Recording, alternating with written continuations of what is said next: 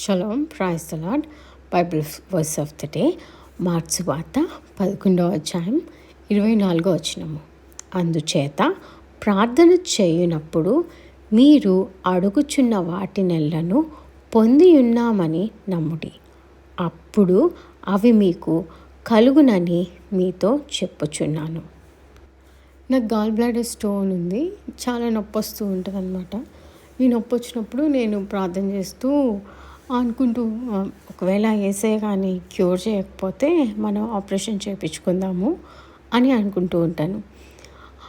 ఒకరోజు ప్రార్థన చేస్తుంటే, నిన్న నైటే చెప్పాలంటే, ప్రార్థన చేస్తుంటే నాకు, ఒకవేళ నువ్వు నా మీద నమ్మకం పెట్టుకున్నప్పుడు నీకు వేరే ఆప్షన్ ఎందుకు అని యేసయ్య నన్ను ప్రశ్నించారు.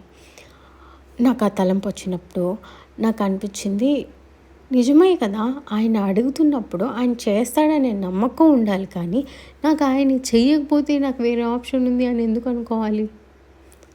సో ఆయన అడుగుతున్నాము అంటే చేస్తాడు, అంతే.